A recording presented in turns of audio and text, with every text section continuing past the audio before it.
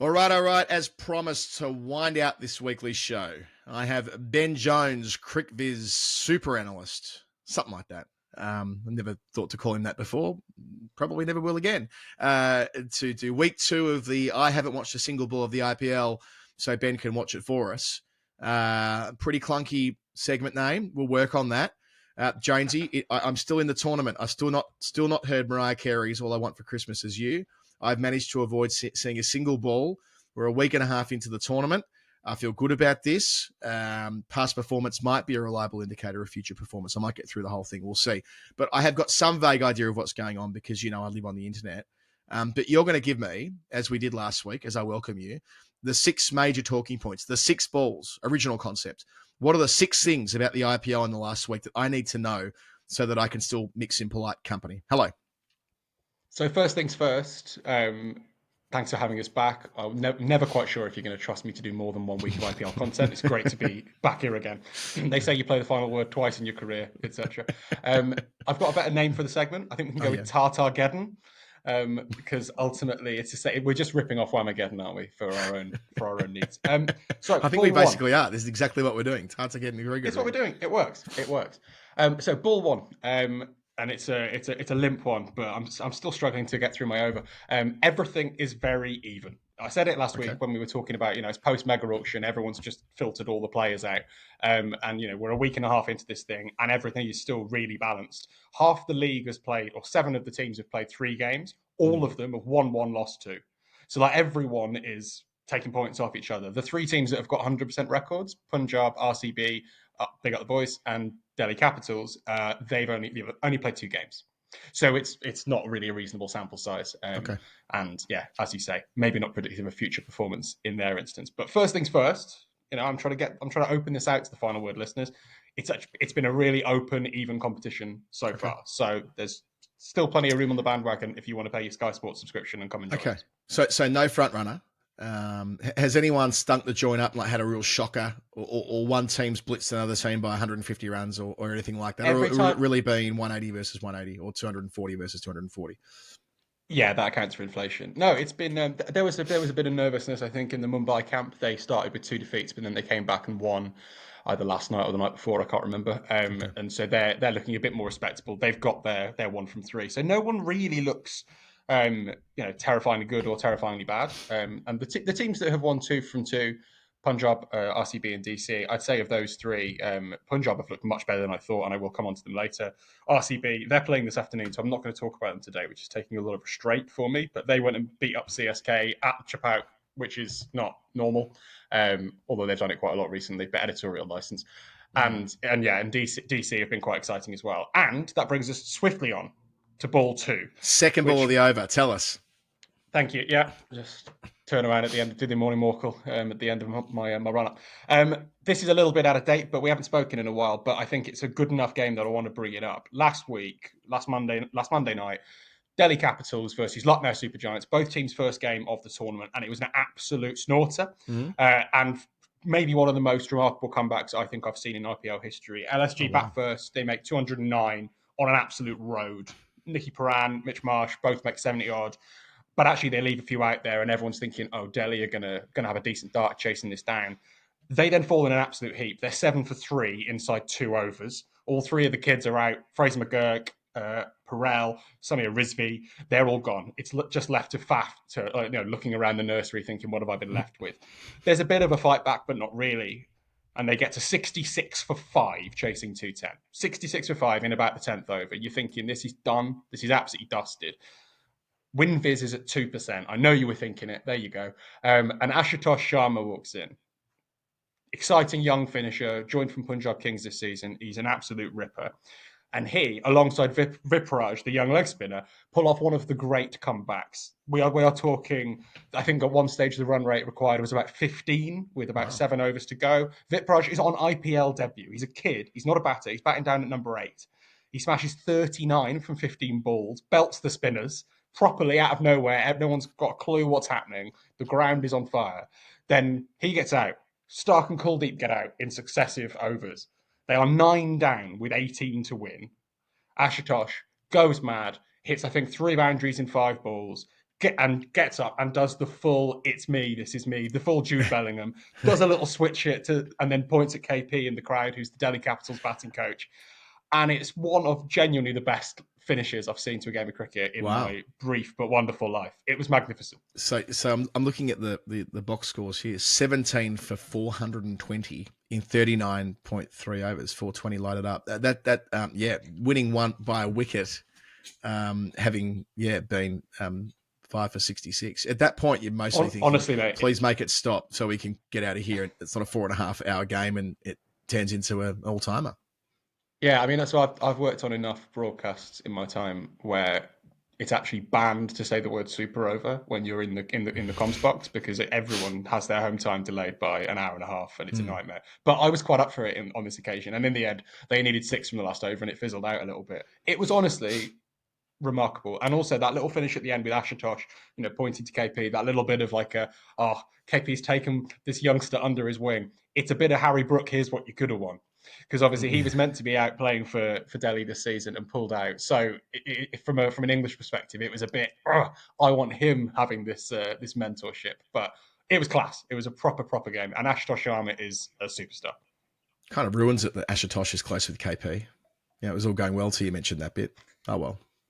Next time. You need to have a bit of villain arc in there. There's a little bit of something. There's a bit of something in the drink, just a bit of bitterness. There you go. Third rock, Ben. Third rock, related to that, is Mitchell Starc. He's on fire. He's absolutely flying. He's taken 3 for 42 in that game I just mentioned, and he took 5 for 35 against Sunrisers Hyderabad with their supercharged batting lineup. Terrible choice of words given it's probably the name for about half the teams. But the Sunrisers in that game, Starc in the first few overs of the game got Kishan, Nitish Kumar Reddy, and Travis Head all just cleaned up with a new ball. Wow. And he got 8 wickets in 2 games, had the purple cap on. It's nicked off him now, but that's to do with the schedule, nothing else. The most wickets he's ever got in a season, Starc, in an IPL year, is 11, and he's already on 8. So he's on fire. He's basically looking at his perfect trajectory for the rest of the year. I'm really, really intrigued by your relationship with Mitchell Starc, because whenever I bring him up, when we first met, I love him. I think he's the best. I think he's the best thing since sliced bread. You looked at me as if I'd just been. This Abbey Road. It's quite a good record, actually. You kind of no. This is contextual. This is around in and around what I was big on was in the 2019 Ashes. They shouldn't make the same mistakes as they did in 2015. So I was big on making sure they had a more balanced attack and having the option for someone to bowl more traditional seam and exploit the conditions. And I felt that on what we were seeing at the time with Cummins and Hazelwood, they picked themselves, and Pete Siddles should complement them. And you know what? He did. He bowled really well at Birmingham, bowled really well at Lords in those 2 victories. Did Australia win at Lords in 19? No, they didn't. They drew, didn't they? But still. The problem with Test cricket is it's quite forgettable, I find. Yeah, that's right. Yeah, extraordinary. We were only talking about it on the pod with Jack Leach a couple of days ago, that final day where Stokes hit 100 and Leach nearly bowled Australia out. But yeah, that was the frame. And then look, Starc did come in and play one test. It was a decisive one. They won the 4th at Old Trafford, and the rest is history. I would never question the overall output of Mitch Starc. That would be crazy. Only people who the reason I mentioned it. Yep. The reason I brought it up, other than to obviously bait you into shamelessly defending him, was to try and say that I think one thing I really like about Starc is that he does pick and choose the cricket he plays. He doesn't just slog through overs, and actually he's played very little IPL. Famously, he always drops out of the auction and doesn't get the contract for the sake of it. He picks his times. And it just adds to this aura of a guy who is clutch, who, when you need him in the big cricket, in the games that matter, he comes in. Now, I know that the first 2 games of an IPL season aren't that, but he's just off a title-winning campaign with KKR. He is coming in full steam ahead. He looks fit as a butcher's dog. He's ready to get his loads up ahead of the World Test Championship final, and then he's going to bowl the house down at Lords in a month or so.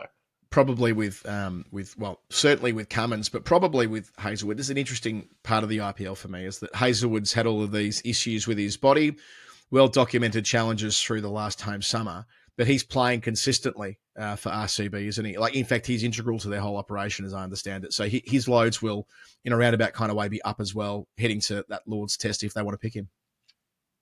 100%. And yeah, we haven't discussed RCB this week, but he is he looked fantastic against Chennai. He Yeah. bowled absolutely beautiful spell. If you can go and find the clipped up highlights of it, it's proper red ball cricket, the kind of stuff that he's been doing for best part of 10 years, but doing it for 2 overs with the new ball. And he looked magnificent, as he generally does. But yeah, it's been a good week for the Aussie seamers in that sense. All right, we're halfway through our over. I realise where I pinched the format from, by the way. This is what Tommy Morris and Baz do on SEN each morning. They do like 6 balls to start the day. They won't mind. They won't mind that we've thieved it. They're friends of the pod. Friends of the pod. I've been on Tommy Morris's show, quite hungover the day after the end of the Border Gavaskar. So I'm showing you more respect than I show him. So. Ball 4, Ben. Ball 4 is that Chennai don't look like Chennai. We spoke last week about they've got the old band back together. It's Jadeja, it's Dhoni, it's Ashwin, it's all the old guys. Stephen Fleming's still there. Everyone's having the same old time.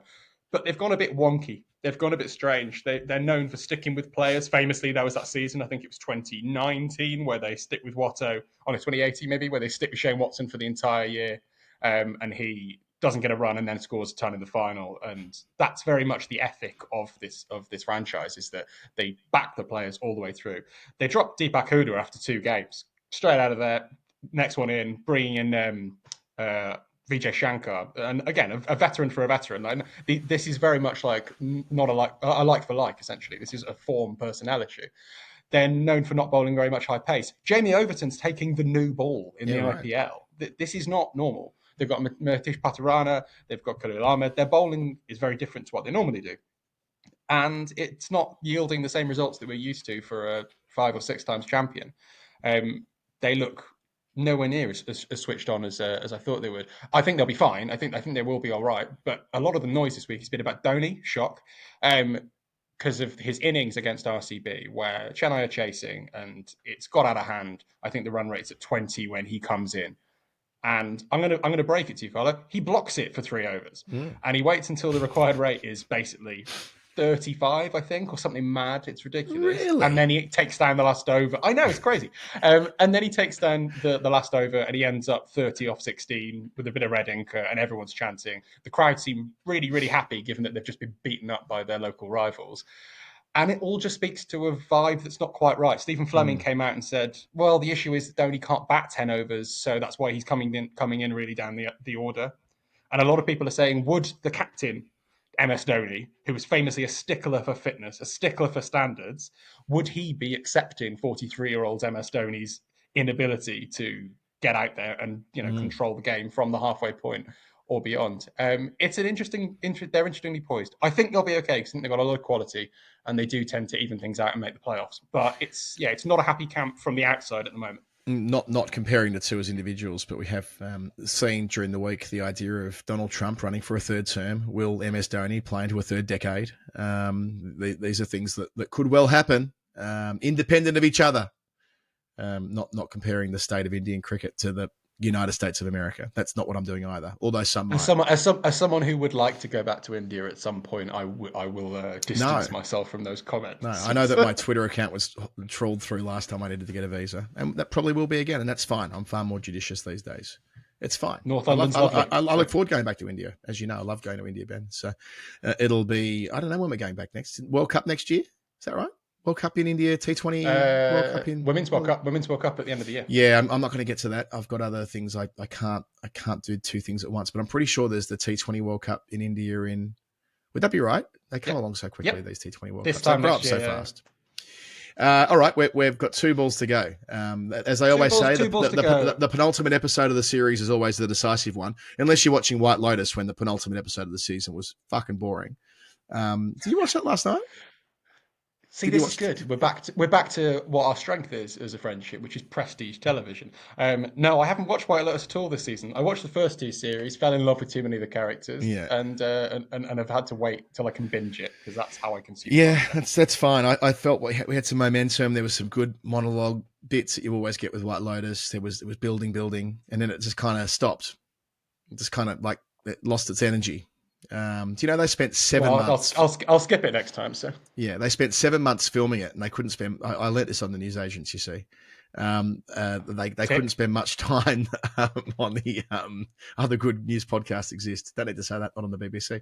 But they couldn't get too tanned. because they couldn't change how they look too much episode to episode. Because you're only dealing in a 1 week, span of these people's lives, right? These egregious people's lives. Anyway, where are we? That was very The Rest is Entertainment, can I say? Just like slightly half remembered celebrity anecdote that you've heard from someone else. So, thanks, Marina. Cheers, Marina. My wife listens to that. Rachel loves that pod. I don't know why I mentioned that. I already like it more. I feel like I've been recording this episode of the show for about 7 hours now, so we probably should wrap it up quite quickly. Ball 5. Yeah, 2 balls to go. The last one, the last crickety one, I'll go with that. Shreyas Iyer is on fire. Your defence is terrified. Punjab Kings, he's the captain. He was the captain of the IPL winning side last year, Kolkata. He gets binned off. He's back in the auction. Punjab go massive for him, bring him in. Ricky Ponting goes, that's my man. I had him at Delhi Capitals a few years ago. I want him to be my captain. And he's flying. First 2 games, 97 red, 52 red. He is looking superb. Always used to be a bit of like he was a fun player, but a bit of a role player. He was good against spin, but kind of a bit wet. He lacked a bit of substance, and you could always bounce him out. It was always like, well, it's fine. As long as we've got 2 overs of high pace, we'll knock his head off and he won't do anything. Now, his record against high pace is really good. He's got this aura of a bloke that is like, I don't know how you're going to get me out, and neither do you. And he is dominating the middle order for Punjab. They're doing some clever things with the impact player where they are batting a lot deeper than everyone else. They're not trying to have a balanced bowling attack. They're saying to Glenn Maxwell, you are our 5th bowler alongside Marcus Stoinis in a way that you would in normal T20. But this isn't normal T20. This is the IPL. And they are backing those all-rounders, those Aussie all-rounders, to allow them to bat all the way down to having a genuine batter at number 9. So they are going to bully sides with the bat. So there'll be a point in the tournament where Maxi comes in at, I don't know, like 8 or something, or 7 or 8 because he's bowling. Yeah, if they want to, they can do what they want with him. Everyone's very flexible. They've got a really, really useful batting lineup. It's dominated by Indians at the top, and then the overseas players come in down the order. But the thing about Shreyas, I think, is interesting is that he has shown a lot of commitment. He's gone back to Mumbai and he's played a lot of domestic cricket in the last few months. He's really kind of taken, what's the phrase? He's been very kind of subdued in his ego. He said, I'm willing to play this cricket to try and be ready and fit and firing for India in ODI cricket, where obviously he's a colossus, but also for the IPL. And he just looks as good as he's ever looked. And in a time when you're thinking, he's not in the test side. He hasn't been in the test side for about 12 months.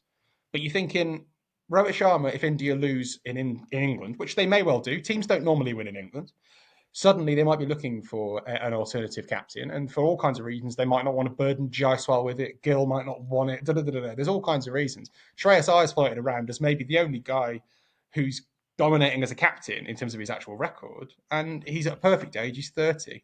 I'm all in on his kind of cross-format comeback for India as a leader, because I think he's great. He's just got this proper like status and stature. He's class. Get him back in the test team, I say. And whenever you said what you're thinking there, you said it about 3 times. I thought about Beefy's selfie of sorts all those years ago. Oh, lovely. What's you thinking? Another tick for the bingo card. What's you thinking?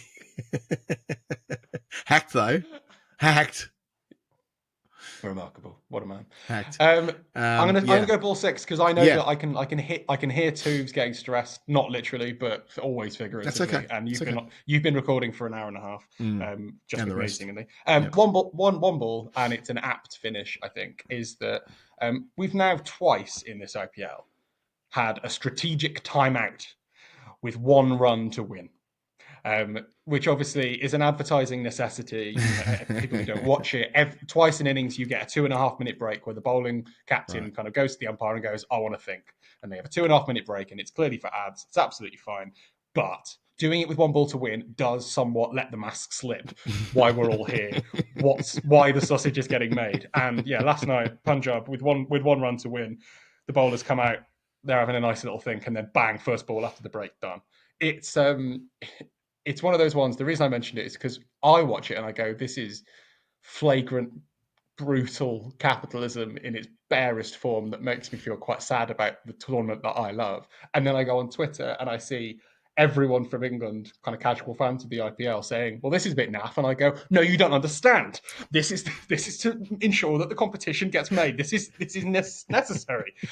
So I find myself, as I often do with the IPL, stuck between an English kind of cynicism and Indian idolatry. I don't have anywhere to go. I'm just stuck in the middle looking for a centrist party. As you know, that's very much my vibe. So. You've got a foot in both camps. You are a centrist dad who's yet to be a dad.